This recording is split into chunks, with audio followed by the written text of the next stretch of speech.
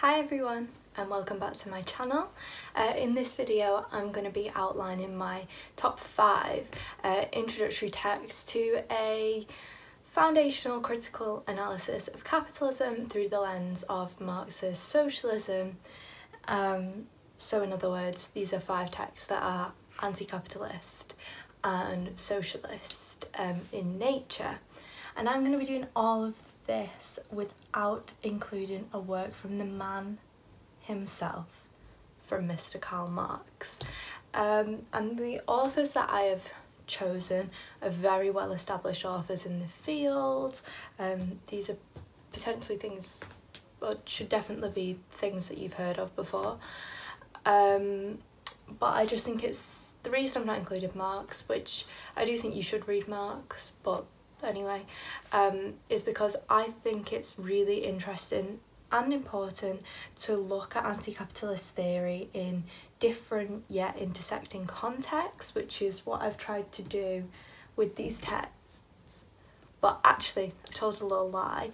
I am going to give a little honourable mention to Marx and Engels' The Communist Manifesto, because I do think it's a must read, whether you're anti-capitalist or not,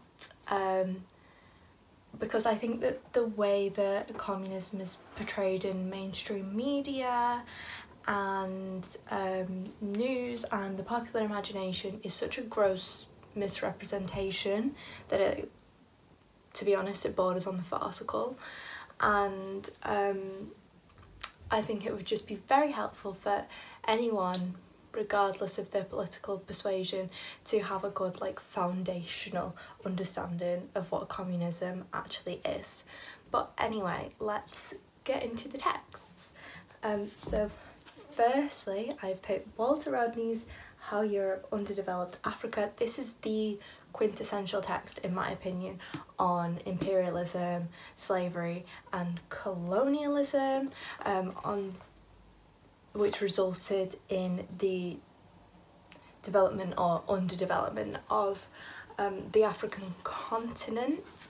All of these things, imperialism, slavery, colonialism, are 3 aspects that are inherent to capitalism, and they are necessary to ensuring the growth and wealth of capital in this context in the global north. So this book's really important in 3 ways. First, it kind of outlines the process and progression of capitalist development as a concept in reference to how it happened in the West or the global north. Secondly, it underscores the essential exploitation at the heart of capitalist growth and its continued survival, which is at the expense of nations of the global south through colonisation.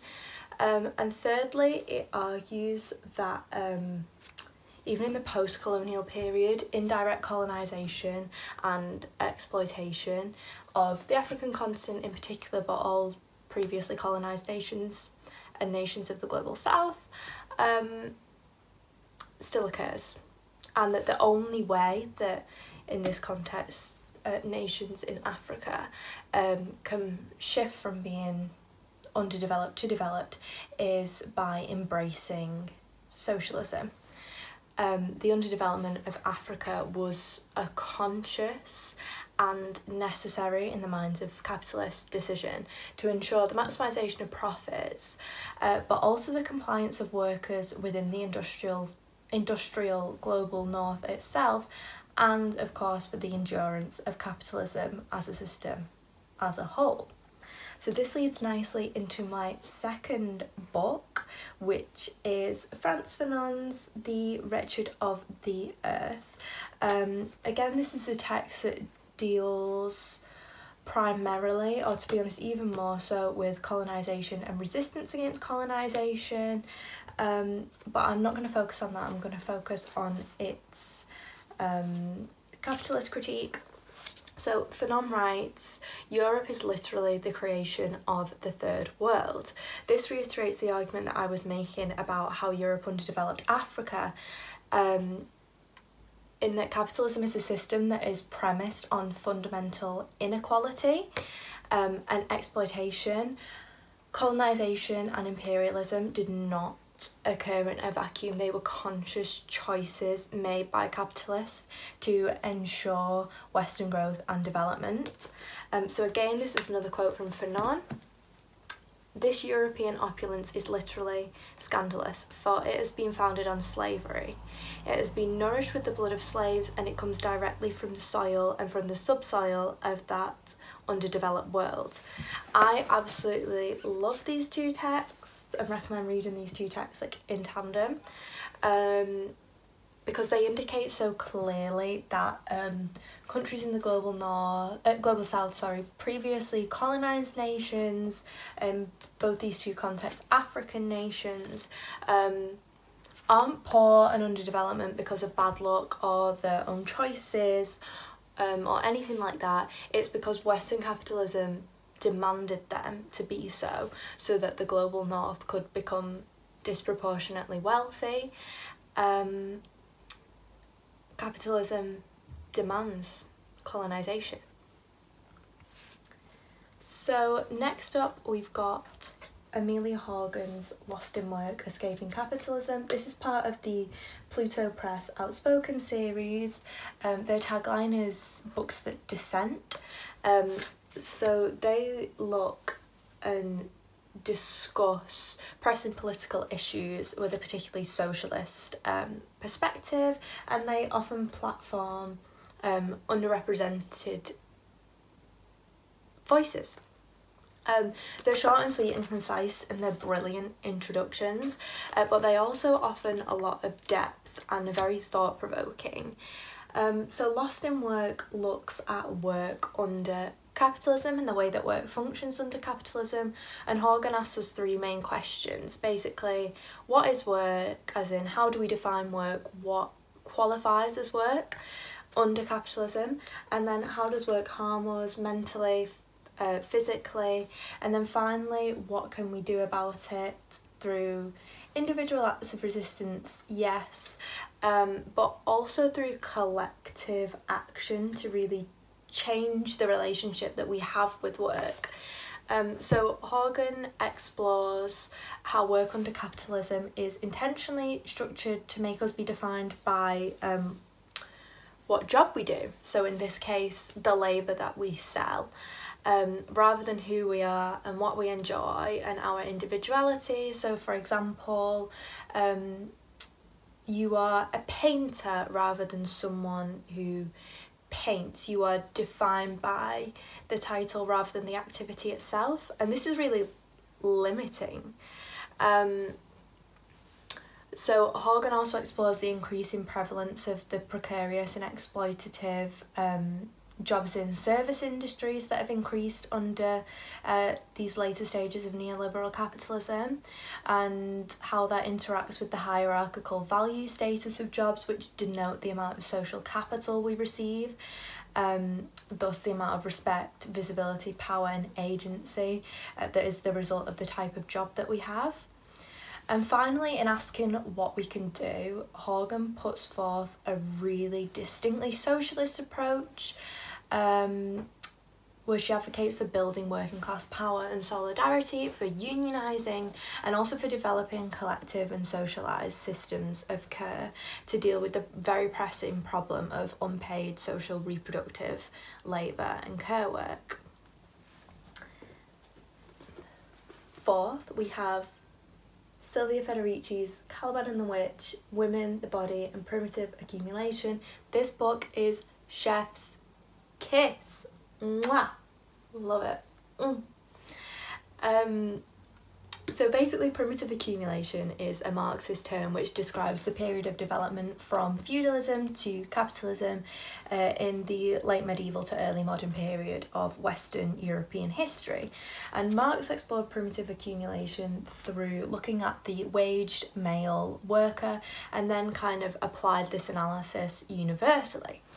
But this kind of lacks a bit of nuance, which Silvia Federici is more than happy to provide. So Federici explores primitive accumulation through looking at the denigration of the social position of women and through a focus on the production or reproduction of labour power. So she summarises the crucial steps to the development of capitalism in 3 ways. First, the rigid sexual division of labour. Secondly, the establishment of a new patriarchal order which excludes women from wage work and places them into a subordinate social position, which defines them as lesser than men. And thirdly, the conscious decision to force women into this role as kind of machines to create new labour power to support capitalist development. So in Federici's analysis, she argues that the success of capitalism could not have been achieved without the subjugation of women. This isn't to say that feudalism was like the paragon of women's equality, but women's work was seen as an essential part and an extension of the household economy, and this had to be dismantled under capitalism so that capitalism was the ruler, or capital was the ruler. And so women's loss of power and status, their relegation to the realms of unpaid and unrespected unpaid labour in the home, wasn't only essential to ensuring the continued reproduction of the male worker, but it provided men with a sense of, albeit illusory, power and agency within an economic system that is premised on workers being vulnerable and dependent. But in doing so, these men were undermining their own collective power and class solidarity. The final book I'm going to talk about is Angela Davis's Women, Race and Class, and though I would consider this book to be like an intersectional feminist text primarily, it's this intersectionality that allows it to kind of defy categorisation and become a significant contribution to socialist and anti-capitalist discourse and theory, and lets me add it to this little section. So this is basically a book that reassesses the history of the women's emancipation, women's rights movement in America, but it's through an intersectional lens, combining race and class. So she talks about kind of 2 other groups of people, I suppose. Black women who were first and foremost viewed as workers, particularly under slavery, but also afterwards. Black women have always worked. And also white working class women who saw themselves much more broadly defined with working class men than they did with middle class women. And these 2 groups, black women and white working class women, were alienated from women's emancipation movements. They felt their class and race solidarity to be more important and more pressing than gender solidarity, particularly when these middle class women were advocating for university education and access to jobs in more like prestigious fields, which were firstly inaccessible to black and poor working class white women anyway, but also when these people had much more very present, real physical obstacles in their life that contributed more concretely to their oppression. Davis also talks about the kind of radical potential at the very beginning of the women's emancipation movement for like a broad-based race and class and gendered solidarity. And then it's quite sad how she dives into sort of the failure eventually of women's movements to recognise the systematically related nature of slavery and racial oppression, the economic exploitation of workers and the oppression of women, and through this failure, the way that women, or we should say white middle class women, favoured integrating themselves into the white supremacist patriarchal capitalist system, choosing these illusions and symbols of equality over kind of fundamental, real socialist driven and solidarity based social change. So yeah, that is everything. That's everything I'm going to talk about today. Please feel free to include in the comments below any books that you think fit this theme, any books that you think are introductory socialist texts or anti-capitalist texts. I would appreciate it if you subscribe. I would appreciate it if you like this video.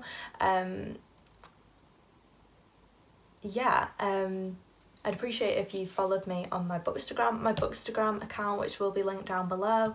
I have a review of each of these bad boys. So thank you for watching, and I will see you in the next one.